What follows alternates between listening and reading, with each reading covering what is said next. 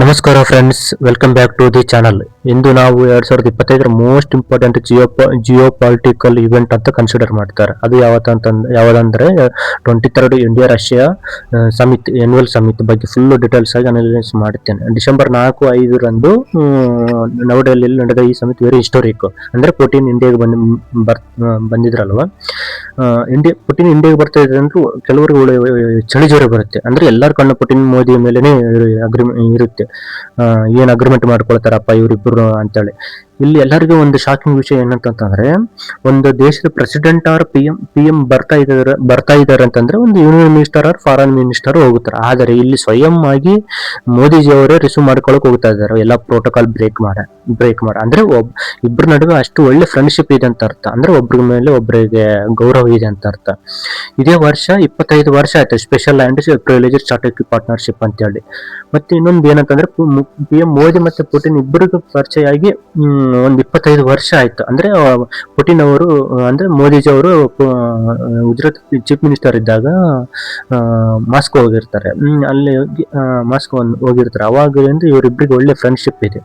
ಅದಕ್ಕೆ ಒಬ್ಬರ ಮೇಲೆ ಒಬ್ಬರು ಕಂಡ್ರೆ ಗೌರವ ಮತ್ತೆ ವಿಶ್ವಾಸ, ಈ ನಂಬಿಕೆ ಅನ್ನೋ ಮಾತು. ಅದಕ್ಕೆ ಇವರಿಬ್ಬರನ್ನ ಮೊನ್ನೆ ಪುಟಿನ್ ಅವರು ಇಂಡಿಯಾಗೆ ಬಂದ ಮೇಲೆ ಪಿ ಎಂ ನರೇಂದ್ರ ಮೋದಿ ಮತ್ತೆ ಪುಟಿನ್ ಅವರು ಈ ಮೀಟಿಂಗ್ ಅಲ್ಲಿ ಏನೇನು ಅಗ್ರಿಮೆಂಟ್ ಮಾಡ್ಕೊಂಡ್ರು, ಏನೇನಿಲ್ಲ ಅಂತ ಹೇಳಿ ನಾನು ಈ ವಿಡಿಯೋಲಿ ನಿಮಗೆ ಕ್ಲಿಯರ್ ಆಗಿ ಎಕ್ಸ್ಪ್ಲೇನ್ ಮಾಡ್ತೀನಿ. ಅಂದ್ರೆ ಡಿಫೆನ್ಸ್ ಆಗಿರ್ಬೋದು, ಎನರ್ಜಿ ಆಗಿರ್ಬೋದು, ಟ್ರೇಡ್ ಆಗಿರ್ಬೋದು, ನ್ಯೂಕ್ಲಿಯರ್ ಎನರ್ಜಿ ಆಗಿರ್ಬೋದು, ಮತ್ತೆ ಗ್ಲೋಬಲ್ ಪಾಲಿಟಿಕ್ಸ್ ಬಗ್ಗೆ ಎಲ್ಲ ಕ್ಲಿಯರ್ ಆಗಿ ನಿಮಗೆ ಈ ವಿಡಿಯೋದಲ್ಲಿ ನಾನು ನಿಮ್ಗೆ ಎಕ್ಸ್ಪ್ಲೇನ್ ಮಾಡುತ್ತೇನೆ. ಇಂಡಿಯಾ ಮತ್ತೆ ರಷ್ಯಾ ಸಮಿತ್ ಅಂದ್ರೆ ಈ ಟೈಮಿಂಗ್ ಬಹಳ ಇಂಪಾರ್ಟೆಂಟ್. ಅಂದ್ರೆ ಅವ್ರು ಈ ಟೈಮಲ್ಲಿ ಬಂದಿದ್ರು. ಒಂದ್ ಕಡೆ ವಾರ್ ನಡೀತಾ ಇದೆ, ಮತ್ತೆ ಇನ್ನೊಂದು ಅಮೆರಿಕದವರು ಪ್ರೆಸಿಡೆಂಟ್ ಟ್ರಂಪ್ ಪೀಸ್ ಡೀಲ್ ಅದೇ ಒಪ್ಕೊಳ್ಳೋಕೆ ಉಕ್ರೇನ್ ಮೇಲೆ ಪ್ರೆಜರ್ ಆಗ್ತಾ ಇದಾರೆ, ಇವ್ರ ಮೇಲೆ ಪ್ರೆಜರ್ ಆಗ್ತಾ ಇದಾರೆ, ಎಲ್ಲ ಒಪ್ಕೊಳ್ಬೇಕು, ನೀವು ಈ ವಾರ್ ನಿಂದ್ರಿಸಬೇಕು ಅಂತ ಹೇಳಿ ಕಾಶಿ. ಮತ್ತೆ ಇನ್ನೊಂದು ಕಡೆ ರಷ್ಯಾ ಸೆಂಕ್ಷನ್ ಫೇಸ್ ಮಾಡ್ತಾ ಇದೆ. ಮತ್ತೆ ಇಂಡಿಯಾ ಗ್ಲೋಬಲ್ ಆಗಿ ಪವರ್ ಬೆಳ್ತಾ ಇದ್ರೆ ಕೆಲವರಿಗೆ ಹೊಟ್ಟೆ ಉರಿ. ಅಂತಂದ್ರೆ ಇಂಡಿಯಾ ಗ್ಲೋಬಲ್ ಪವರ್ ಆಗಿ ಬೆಳಬಾರ್ದು ಅಂತೇಳಿ ಈಗ ಇವ್ರಿಗೆ USA ಗಾಗ್ಲಿ, ಯುರೋಪಿಯನ್ ಯೂನಿಯನ್ ಆಗಲಿ, ಅಮೆರಿಕದವ್ರಿಗಾಗ್ಲಿ, ಚೀನಾದವ್ರಿಗಾಗ್ಲಿ ಬೆಳಕ ಬಿಡ್ತಾ ಇಲ್ಲ ಮತ್ತೆ ನಾವು. ಮತ್ತೆ ಆಮೇಲೆ ಸೆನ್ಷನ್ ಆಗ್ತಾ ಇದ್ದಾರೆ. ಅಂದ್ರೆ ನಾವು ಆಯಿಲ್ ಪರ್ಚೇಸ್ ಮಾಡ್ತಿದ್ವಲ್ಲ ರಷ್ಯಾದಲ್ಲಿ, ಅದಕ್ಕೆ ಅವ್ರು ಸೆನ್ಷನ್ ಆಗ್ತಾ ಇದ್ದಾರೆ. ನಮ್ಮ ಮೇಲೆ ಟಾರಿಫ್ ಹಾಕೋದು 50% ತರ ಹಾಕ್ಬಿಡೋದು, ನೀವು ಆಯಿಲ್ ಪರ್ಚೇಸ್ ಮಾಡಕ್ ಹೋಗ್ಬಾರ್ದು, ನಾವು ಹೇಳಿದ್ ಮತ್ತೆ ಕೇಳಬೇಕು ಅಂತೇಳಿ. ನಾವು ನಿಮ್ಮ ಮಾತು ಎದಕ್ಕೆ ಕೇಳಬೇಕು, ನಮಗೆ ಓನ್ ಫಾರಿನ್ ರೂಲ್ಸ್ ಇದೆ, ನಾವು ನಮ್ಮಿಷ್ಟ ನಾವು ತಗೊಂತೀವಿ ಅಂತೇಳಿ. ನಾವು ನಮ್ಮ ಬಿಸ್ನೆಸ್ ನಾವು ನಮ್ಮಿಬ್ಬರ ದೇಶಗಳ ನೀನು ಇರೋದಕ್ಕೆ ಬರೋದು. ಅವ್ರೇನು ಅಂದ್ರೆ ಕೆನಡಾ ಅನ್ಕೊಂಡಿದ್ದಾರೆ, ಕೆನಡಾ ಪಾಕಿಸ್ತಾನ ಅನ್ಕೊಂಡಿದ್ದಾರೆ. ಅಂದ್ರೆ ನಮ್ ಕೈಗೊಂಬೆ ಮಾಡ್ಕೊಳ್ಬೇಕು ಭಾರತನ ಅಂತೇಳಿ. ಬಟ್ ನಾವು ಈ ಸಮಯದಲ್ಲಿ ನಾವು ಏನಂತ ತೋರಿಸ್ಕೊಳ್ಬೇಕು. ಅದಕ್ಕೆ ಮತ್ತೆ ಇಂಡಿಯಾ ರಷ್ಯಾ ಫ್ರೆಂಡ್ಶಿಪ್ ಹೇಗೆ ಇದೆ ಅಂತ ನಾವು ತೋರಿಸ್ಬೇಕು, ಕ್ಲಿಯರ್ ಆಗಿ ವರ್ಲ್ಡ್ಗೆ ಮೆಸೇಜ್ ಕೊಡ್ಬೇಕು. ಅದಕ್ಕೆ ಈ ಟೈಮಲ್ಲಿ ರಷ್ಯಾ ಬರೋದು ವೆರಿ ಇಂಪಾರ್ಟೆಂಟ್. ಅಂತಂದ್ರೆ ನಾವು ತೋರಿಸ್ಬೇಕು ನಾವು ಎಷ್ಟು ನಮ್ಮಿಬ್ಬರ ನಡುವೆಗಳು ಎಷ್ಟು ಸ್ಟ್ರಾಂಗ್ ರಿಲೇಶನ್ಶಿಪ್ ಇದೆ ಅಂತೇಳಿ.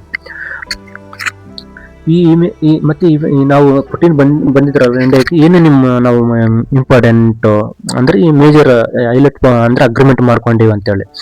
ಈಗ ಎರಡು ದೇಶಗಳ ನಡುವೆ ರಿಲೇಶನ್ಶಿಪ್ ಚೆನ್ನಾಗಿರ್ಬೇಕಂದ್ರೆ ಟ್ರೇಡ್ ಚೆನ್ನಾಗಿರ್ಬೇಕು, ಅಂದ್ರೆ ವ್ಯಾಪಾರ ಚೆನ್ನಾಗಿರ್ಬೇಕು. ಹಂಗಂದ್ರೆ ಇನ್ನು ರಿಲೇಶನ್ಶಿಪ್ ಸ್ಟ್ರಾಂಗ್ ಆಗುತ್ತೆ.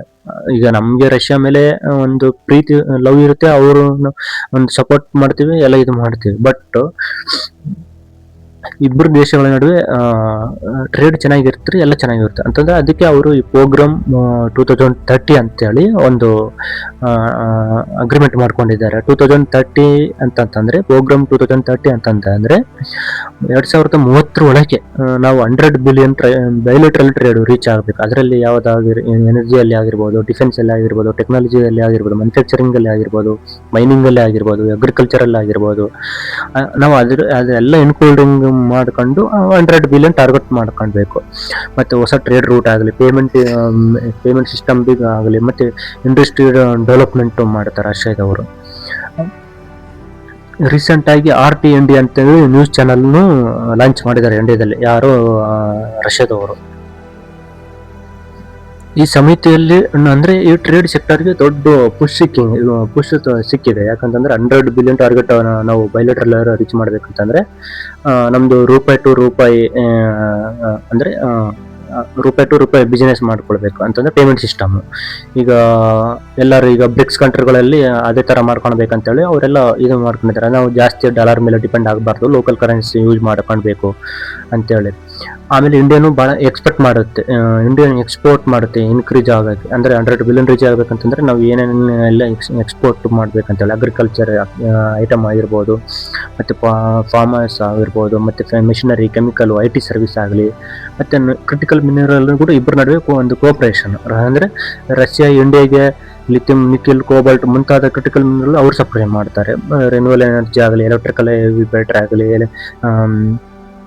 ಬ್ಯಾಟ್ರೀಸ್ಗಳಾಗಲಿ, ಇದೆಲ್ಲ ಅವ್ರು ಸಪ್ಲೈ ಮಾಡ್ತಾರೆ. ನಾವು ಈಗ IT ಸರ್ವಿಸ್ ಆಗಲಿ, ಕೆಮಿಕಲ್ ಆಗಲಿ ಎಲ್ಲ ನಾವು ಸಪ್ಲೈ ಮಾಡ್ತೀವಿ. ಇದ್ರ ಮಾಡ್ತೇವೆ. ಒಟ್ಟು 2030 ಒಳಗೆ ನಾವು 100 ಬಿಲಿಯನ್ ಟ್ರೇಡ್ ರೀಚ್ ಆಗಬೇಕು ಅಂತೇಳಿ ನಮ್ದು ಒಂದು ಟಾರ್ಗೆಟ್ ಅನ್ಮಾತು. ಇಂಡಿಯಾ ಮತ್ತೆ ರಷ್ಯಾ ಫುಲ್ಲು ಇಷ್ಟು ಸ್ಟ್ರಾಂಗ್ ರಿಲೇಷನ್ಶಿಪ್ ಇರಬೇಕು. ಅದು ಯಾಕೆ ನಾವು ಅಷ್ಟೊಂದು ಸಪೋರ್ಟ್ ಮಾಡ್ತೀವಿ ಅಂತಂದರೆ, one of the region 1917 war, ಮತ್ತು ಅದಾದಮೇಲೆ ನಮಗೆ ಡಿಫೆನ್ಸ್ ಕೋಆಪ್ರೇಷನ್ ಒಂಥರ ಬ್ಯಾಕ್ ಬೋನ್ ಇದ್ದಂಗೆ ನಮಗೆ ಡಿಫೆನ್ಸ್ಗೆ, ಯಾರು ಇವರು ರಷ್ಯಾದವರು. ಅದಕ್ಕೆ ಡಿಫೆನ್ಸ್ ವಿಷಯದಲ್ಲಿ ಬಂದರೆ ಇಂಡಿಯಾ ಮತ್ತು ರಿಲೇಷನ್ಶಿಪ್ಗೆ ಮೇನ್ ಕಾರಣ ಬ್ಯಾಕ್ ಬೋನ್ ಬರೋದು ಡಿಫೆನ್ಸ್. ಅಂದರೆ ಈ ಸಲ ಬಂದಾಗ ಡಿಫೆನ್ಸ್ ಏನು ಅಗ್ರಿಮೆಂಟ್ ಮಾಡ್ಕೊಂಡಿಲ್ಲ, ಬಟ್ ಸ್ವಲ್ಪ ಅಲ್ಲಲ್ಲಿ ಫ್ಯಾಕ್ಟ್ರಿಗಳು ಡಿಫೆನ್ಸ್ ಸ್ಟಾರ್ಟ್, ಅಂದರೆ ಫ್ಯಾಕ್ಟ್ರಿಗಳು ಓಪನ್ ಮಾಡ್ತಾ ಇದ್ದಾರೆ. ಮತ್ತು ಇನ್ನೊಂದು S-400 ಒಂದು ಫ್ಯಾಕ್ಟ್ರಿ, ಅಂದರೆ ಮೇಂಟೆನೆನ್ಸ್ ಫ್ಯಾಕ್ಟ್ರಿ ಓಪನ್ ಮಾಡ್ತಾ ಇದ್ದಾರೆ. ಮತ್ತು ಆಮೇಲೆ ಮಿಲಿಟರಿ ಎಕ್ಸಸೈಸ್ ಆಗಲಿ, ಮತ್ತು ಆಮೇಲೆ ಆತ್ಮನಿರ್ಭರ್ ಭಾರತ್ಗೆ ಸಪೋರ್ಟ್ ಮಾಡ್ತಾ ಇದ್ದಾರೆ. ಇದೆಲ್ಲ ಒಟ್ಟು ಡಿಫೆನ್ಸ್ ಅವರು ಬ್ಯಾಕ್ ಬೋನ್ ಇರ್ತಾರೆ, ಬಟ್ ಅದು ಇನ್ಸೈಡ್ ಯಾಕಂದ್ರೆ ಪಬ್ಲಿಕ್ ಆಗಿ ಅನೌನ್ಸ್ ಮಾಡಿಲ್ಲ ಮತ್ತೆ ಯಾವುದಾಗಲಿ. ಮತ್ತೆ S-500 ತಗೊಳ್ಬೇಕಂತ ಅನ್ಕೊಂಡಿದ್ದಾರೆ, ಬಟ್ ಅದು ಎಲ್ಲಿವರೆಗೂ ನಿಜ ಅಂತ ಗೊತ್ತಿಲ್ಲ. ಬಟ್ ಅದೆಲ್ಲ ಇನ್ಸೈಡ್ ಡಿಫೆನ್ಸ್. ಈಗ ನಾವು ಏನನ್ನಾದ್ರೂ ಈಗ ಪಬ್ಲಿಕ್ ಆಗಿ ಇದು ಮಾಡಿಬಿಟ್ರೆ ಆಯ್ತು, ಅಮೆರಿಕದವರು ನಿಮ್ಮ ಮೇಲೆ ಇನ್ನಿಷ್ಟು ಸ್ಯಾಂಕ್ಷನ್ ಆಗ್ತೀವಿ, ಹಂಗೆ ಹಿಂಗಂತ ಅಂತ ಹೇಳ್ಬಿಡ್ತಾರೆ. ಇನ್ನು ಆಯಿಲ್ ಪರ್ಚೇಸ್ ಮಾಡ್ತಾ ಇದ್ದೀವಿ. ಆಯಿಲ್ ಪರ್ಚೇಸ್ ಮಾಡೋದ್ರಿಂದ ನಮ್ಮ ಇಂಡಿಯಾ ಎಕನಾಮಿ ಬೆಳೆಯುತ್ತೆ. ಮತ್ತು ಆಮೇಲೆ ನಮ್ಮ ಆಯಿಲು ಒಂಥರ ಸ್ಟಾಕ್ ಇದೆ, ಕ್ರೂಡ್ ಆಯಿಲ್ ಸ್ಟಾಕ್ ಆಗಿ ಇರುತ್ತೆ. ಮತ್ತು ನಾವು ಅವ್ರಿಗೆ ಇಂಥದ್ದು ನಮಗೆ 1971 ವಾರಲ್ಲಿ ಅವರು ಎಷ್ಟು ಸ್ಟಾಂಡ್ ಅಂದರೆ ಹೆಲ್ಪ್ ಮಾಡಿದ್ದಾರೆ. ನಾವು ಇಂಥ ಟೈಮಲ್ಲಿ ಅವರು ವಾರ್ ಮಾಡ್ತಾ ಇದ್ದಾರೆ, ಅಂದರೆ ಉಕ್ರೇನ್ ಮೇಲೆ ವಾರ್ ಮಾಡ್ತಾ ಇರೋದು ಅವ್ರಿಗೆ ಬಿಟ್ಟಿದ್ದು. ಅಂದರೆ ರೈಟ್ ಆರ್ ರಾಂಗ್ ಯಾರ್ದು ಅನ್ನೋದು. ಬಟ್ ನಮಗೆ ನಾವು ಇಂಥ ಟೈಮಲ್ಲಿ ರಷ್ಯಾಗೆ ಸಪೋರ್ಟ್ ಮಾಡಬೇಕು. ಅದಕ್ಕೆ ನಾವು ಆಯಿಲ್ ಪರ್ಚೇಸ್ ಮಾಡ್ತಾ ಇದ್ದೀವಿ. ಅಂದರೆ ವೆರಿ ಚೀಪ್, ಭಾಳ ಡಿಸ್ಕೌಂಟ್ ಕೊಟ್ಟು ನಮ್ಗೆ ಆಯಿಲ್ ಇದು ಮಾಡ್ತಾ ಇದ್ದಾರೆ. ಅಂತಂದರೆ ನಮ್ಗೆ ಎಕನಾಮಿ ಬೆಳೆಯುತ್ತೆ, ಮತ್ತು ನಾವು ಆ ಕಡೆ ಅವ್ರಿಗೂ ಇದು ಮಾಡ್ದಂಗೆ ಆಗುತ್ತೆ. LNG ಆಗಲಿ, LPG ಕೋಆಪರೇಷನ್ ಆಗಲಿ, ಇವೆಲ್ಲ ನಮಗೆ ರಿಫೈನರ್, ಪೆಟ್ರೋಕೆಮಿಕಲ್ಸು, ಮತ್ತು ಇವೆಲ್ಲ ನಮಗೆ ಅವರು ಸಪ್ಲೈ ಮಾಡ್ತಾ ಇದ್ದಾರೆ. ಇದೆಲ್ಲ ಗ್ಲೋಬಲ್ ಆಯಿಲ್ ಇನ್ಕ್ರೀಸ್ ಆಗ್ತಿರುವಾಗ ಇಂಥ ಟೈಮಲ್ಲಿ ನಮಗೆ ಇಂಡಿಯಾದವ್ರಿಗೆ ಅಂತೇಳಿ ಸ್ಪೆಷಲ್ ಡಿಸ್ಕೌಂಟ್ ಮಾಡಿ ಇದು ಕ್ರೂಡ್ ಆಯಿಲ್ ಸಪ್ಲೈ ಮಾಡ್ತಾ ಇದ್ದಾರೆ. ಇದೆಲ್ಲ ಕಂಡಿಕಾಶ ಅವರು ಅಮೇರಿಕಾ ಟ್ರಂಪ್, ನೀವು ಅಲ್ಲಿಂದ ಆಯಿಲ್ ತೊಗೊಳಕ್ ಹೋಗ್ಬಾರ್ದು, ಅಂದರೆ ಅವರಿಂದ ಪರ್ಚೇಸ್ ಮಾಡಕೊಳಕ್ ಹೋಗ್ಬಾರ್ದು, ನಿಮ್ಮ ಮೇಲೆ ಟಾರಿಫ್ ಆಗ್ತೀವಿ ಹಂಗೆ ಅಂತೇಳಿ ಒಂದು 50% ಟಾರಿಫ್ ಹಾಕಿ ನಮ್ಮನ್ನ ಬೆದರ್ಸೋಕೆ ನೋಡ್ರಿ. ಬಟ್ ನಾವು ಇಲ್ಲ ಅದು ನಮ್ಗೆ ಬಿಟ್ಟಿದ್ದು, ನಾವು ತೊಗೊಳಂಗಿಲ್ಲ ಅಂತೇಳಿ ನಮ್ಗೆ ಬಿಟ್ಟಿದ್ದು. ನೀನೇನು ನಮ್ಮ ನಡುವೆ ಬರಕ್ಕೆ ಹೋಗಬೇಡ, ನೀನು ಎಷ್ಟು ಹಾಕಂತ ಹಾಕು ಅಂತ ಹೇಳಿ ನಾವು ಸ್ಟ್ರಾಂಗ್ ಮೆಸೇಜ್ ಕೊಟ್ಬಿಟ್ಟಿವಿ ಆಲ್ರೆಡಿ. ಮತ್ತು ನ್ಯೂಕ್ಲಿಯರ್ ಪವರ್ ಪ್ಲಾಂಟ್ ಅಲ್ಲಿ ಅವರು ರಷ್ಯಾ ಭಾಳ ಇನ್ವೆಸ್ಟ್ ಮಾಡಿದ್ದಾರೆ ಇಂಡಿಯಾದಲ್ಲಿ. ಈಗ ತಮಿಳ್ನಾಡಲ್ಲಿ ಕುಂಡಕುಲಂ ನ್ಯೂಕ್ಲಿಯರ್ ಪ್ಲಾಂಟ್ಗೆ ಸ್ಟ್ರಾಂಗ್ ಸಪೋರ್ಟ್ ಮಾಡ್ತಾ ಇದ್ದಾರೆ. ಸ್ಮಾಲ್ ಮಾಡಲ್ ರಿಯಾಕ್ಟರ್ ಸ್ಟಡಿ ಮಾಡ್ತಾ ಇದ್ದೀವಿ, ಜಾಯಿಂಟ್ ಆಗಿ ರಿಸರ್ಚ್ ಮಾಡ್ತಾ ಇದ್ದೀವಿ. ಇವರೆಲ್ಲ ನ್ಯೂಕ್ಲಿಯರ್ ಸಪೋರ್ಟ್ಗೆ ಒಳ್ಳೆ ಸಪೋರ್ಟ್ ಮಾಡ್ತಾ ಇದ್ದಾರೆ ರಷ್ಯಾದವರು. ಮತ್ತು ಇನ್ನೊಂದು ಸ್ಪೇಸ್ ಆಗಲಿ, ಸೈನ್ಸ್ ಆ್ಯಂಡ್ ಟೆಕ್ ಆಗಲಿ, ಎಲ್ಲೂ ಒಳ್ಳೆ ಇಂಡಿಯಾ ಮತ್ತು ರಷ್ಯಾ ಪಾರ್ಟ್ನರ್ಶಿಪ್ಪು ಚೆನ್ನಾಗಿ ಸಪೋರ್ಟ್ ಮಾಡ್ತಾ ಇದ್ದಾರೆ. ಸ್ಯಾಟಲೈಟ್ ಟೆಕ್ನಾಲಜಿ ಆಗಿರ್ಬೋದು, ರಾಕೆಟ್ ಇಂಜಿನ್ ಆಗಿರ್ಬೋದು, ಹೈಟೆಕ್ ಮ್ಯಾನುಫ್ಯಾಕ್ಚರಿಂಗು, ಯೂನಿವರ್ಸಿಟಿ ಪಾರ್ಟ್ನರ್ಶಿಪ್ ಆಗಲಿ, ಸ್ಟೂಡೆಂಟ್ ಎಕ್ಸ್ಚೇಂಜ್ ಆಗಲಿ, ಮತ್ತು ಜಾಯಿಂಟ್ ಆಗಿ ರಿಸರ್ಚ್ ಆ್ಯಂಡ್ ಡೆವಲಪ್ಮೆಂಟ್ ಮಾಡೋದಾಗಲಿ, ಇದೆಲ್ಲ ರಷ್ಯಾದವರು ಸಪೋರ್ಟ್ ಮಾಡ್ತಾ ಇದ್ದಾರೆ. ಮತ್ತು ಲೇಬರ್ ಆ್ಯಂಡ್ ವೀಸಾ ಕೋಆಪರೇಷನ್ ಅಂತೇಳಿ, ಈಗ ಸ್ಕಿಲ್ಡ್ ಇಂಡಿಯಾ ವರ್ಕರ್ಸ್ಗೆ ದೊಡ್ಡ ಬೆನಿಫಿಟ್ಸ್ ಅಂತಂದರೆ ನಾವು ಅಂದರೆ ಇಲ್ಲಿ ಸ್ಕಿಲ್ಡ್ ಇಂಜಿನಿಯರ್ಸ್ ಆಗಲಿರ್ಬೋದು ಮತ್ತಿನ್ನು ಬೇರೆ ಅವರು ಎಲ್ಲರೂ ರಷ್ಯಾಗೆ ಹೋಗ್ಬೋದು ಅನ್ನುವಂಥದ್ದು. ಮತ್ತು ಇಲ್ಲಿ IT ಮತ್ತು ಮೆಡಿಸಿನ್ ಇಂಜಿನಿಯರಿಂಗ್ ಕನ್ಸ್ಟ್ರಕ್ಷನ್ ಸೆಕ್ಟರಲ್ಲಿ ಜಾಬನ್ನು ಕ್ರಿಯೇಟ್ ಆಗುತ್ತೆ. ಯಾರಂತಂದರೆ ರಷ್ಯಾದವರು ಇಲ್ಲಿ ಇನ್ವೆಸ್ಟ್ ಮಾಡೋದ್ರಿಂದ. ಮತ್ತು ಟೂರಿಸಂ ಕಲ್ಚರಲ್ ಎಕ್ಸ್ಚೇಂಜ್ ಇನ್ಕ್ರೀಸ್ ಆಗುತ್ತೆ.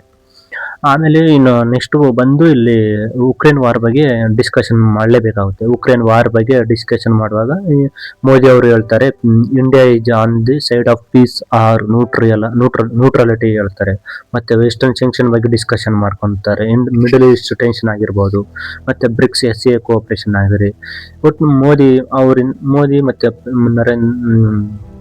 ಪುಟಿನ್ ಅವರು ಒಳ್ಳೆ ಇದು ಡಿಸ್ಕಷನ್ ಮಾಡ್ಕೊತಾ ಇದ್ದಾರೆ. ಮತ್ತೆ ಇನ್ನೊಂದು ನಮಗೆ ಇಂಡಿಯಾಗೆ ಮೇನು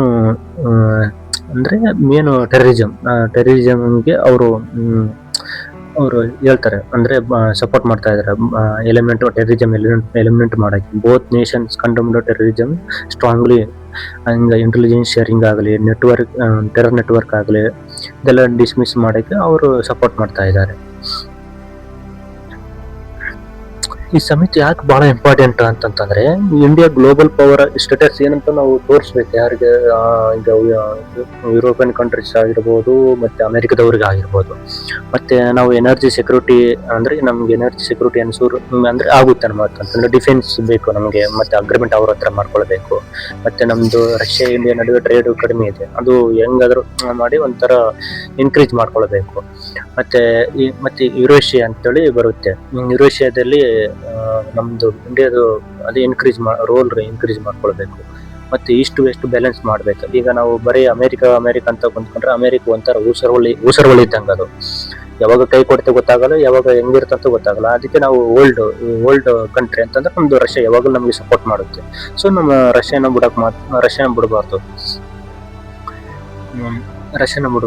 ಅದಕ್ಕೆ ಇದು ಮಾಡಬೇಕು. ರೀಸೆಂಟ್ ಆಗಿ ನರೇಂದ್ರ ಮೋದಿ ಅವರು ಪುಟಿನ್ಗೆ ಒಂದು ಭಗವದ್ಗೀತಾ ಅಂದ್ರೆ ರಷ್ಯನ್ ಲ್ಯಾಂಗ್ವೇಜ್ ಅಲ್ಲಿ ಕೊಟ್ಟಿದ್ದಾರೆ, ನೀ ಇದು ಓದಿಕೊಳ್ಳಿ ಅಂತ ಹೇಳಿ. ಎರಡು ದೇಶಗಳ ನಡುವೆ ಚಾಲೆಂಜಸ್ ಕೂಡ ಇದೆ. ಅಂತಂದ್ರೆ ಇಬ್ಬರು ದೇಶಗಳ ಮೇಲೆ, ಈಗ ರಷ್ಯಾ ಮೇಲೆ ವೆಸ್ಟರ್ನ್ ಕಂಟ್ರೀಸ್ ಅವರು ಪ್ರೆಜರ್ ಆಗ್ತಾ ಇದ್ದಾರೆ, ಇಂಡಿಯಾ ಮೇಲೆ ವೆಸ್ಟರ್ನ್ ಕಂಟ್ರೀಸ್ ಅವರು ಪ್ರೆಜರ್ ಆಗ್ತಾ ಇದ್ದಾರೆ. ನಾವು ಸೆಂಕ್ಷನ್ ಫೇಸ್ ಮಾಡ್ತಾ ಇದ್ವಿ, ಅವರು ಸೆಂಕ್ಷನ್ ಫೇಸ್ ಮಾಡ್ತಾ ಇದ್ದಾರೆ. ಅಂದ್ರೆ ಮತ್ತೆ ಆಮೇಲೆ ಟ್ರೇಡ್ ರೂಟ್ ಆಗಿರ್ಬೋದು, ಮತ್ತೆ ಇಂಡಿಯಾ ಎಕ್ಸ್ಪೋರ್ಟ್ ಇಂಪ್ರೂವ್ ಮಾಡ್ಕೊಳ್ಬೇಕು ಅವ್ರ ಹತ್ರ, ಯಾರೋ ರಷ್ಯಾ ಜೊತೆ. ಮತ್ತೆ ಆಮೇಲೆ ಪೇಮೆಂಟ್ ಇಶ್ಯೂಮೆಂಟ್ ಅಂದ್ರೆ ಈಗ ನಾವು ಡಾಲರ್ ಯೂಸ್ ಮಾಡ್ತಾ ಇದ್ವಿ, ಈಗ ರೂಪಾಯಿ ಟು ಮತ್ತೆ ಅವ್ರದ್ದು ಕರೆನ್ಸಿ ಮೇಲೆ ಇದು ಅಗ್ರಿಮೆಂಟ್ ಮಾಡ್ಕೊಳ್ತಾ ಇದೀವಿ. ಸೊ ಇದೆಲ್ಲ success depends upon how well both countries and this. ಈಗ ಎರಡು ಕಂಟ್ರಿಗಳು ಈ ಇಶ್ಯೂನ ಎಲ್ಲ ಡೀಲ್ ಮಾಡ್ಬೇಕು ಅನ್ನೋದು. ಸೊ ನಮ್ಗೆ ರಷ್ಯಾ ಅದಕ್ಕೆ ಇಂಡಿಯಾದವ್ರಿಗೆ ಎಲ್ಲರಿಗೂ ಒಂಥರ ಪ್ರೀತಿ ಅಂತಂದ್ರೆ ಫ್ರೆಂಡ್ಶಿಪ್ ತರ. ರಷ್ಯಾ ಪ್ರೆಸಿಡೆಂಟ್ ಬರ್ತಾ ಇತ್ತ ಅಂತಂದ್ರೆ ಆಯ್ತೇನೋ ಒಂಥರ ಬಿಗ್ ಬ್ರದರ್ ಆಗಿರ್ಬೋದು, ಇಲ್ಲ ನಮ್ಗೆ ರಷ್ಯಾ ಯಾವಾಗಲೂ ಸಪೋರ್ಟ್ ಮಾಡುತ್ತೆ ಅನ್ನೋ ಟೈಪ್ ಅನ್ಬೇಕು. ಸೊ ನಾವು ಅದಕ್ಕೆ ರಷ್ಯಾನ ನಾವು ಯಾವತ್ತೂ ಕೈ ಬಿಡೋದೇ ಇಲ್ಲ. ನಾವು ಯಾರನ್ನ ಕೇಳಿ ನೀವು ರಷ್ಯಾ ನಮ್ಮ ಓನ್ ಕಂಟ್ರಿ ಅಂತಂದ್ರೆ ಸೆಕೆಂಡ್ ಕಂಟ್ರಿ ಆಗಿರ್ಬೋದು, ಫ್ರೆಂಡ್ಶಿಪ್ ನಮ್ಮನ್ನ ಕೈ ಬಿಡಲ್ಲ ಅಂತೇಳಿ.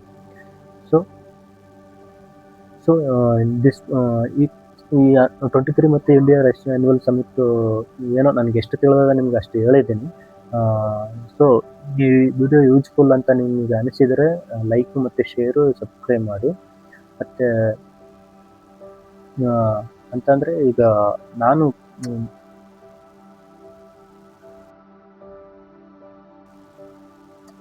ನಂದು ಟಾರ್ಗೆಟ್ ಏನಂತಂದ್ರೆ, ಈಗ ಜಿಯೋ ಪಾಲಿಟಿಕ್ಸ್ ವಿಷಯಗಳಾಗಿರ್ಬೋದು, ಕರ್ನಾಟಕ ನ್ಯೂಸ್ ಆಗಿರ್ಬೋದು, ಮತ್ತೆ ನಮ್ದು ಇಂಡಿಯಾ ನ್ಯೂಸ್ ಬಗ್ಗೆ ನಾನು ಕನ್ನಡದಲ್ಲಿ ಹೇಳಬೇಕು. ನಮ್ದಂತ ಒಂದು ಜಿಯೋ ಪಾಲಿಟಿಕ್ಸ್ ಚಾನಲ್ ಇರಬೇಕಂತೇಳಿ ನಾನು ಈ ಚಾನಲ್ ಓಪನ್ ಮಾಡಿದ್ದೇನೆ.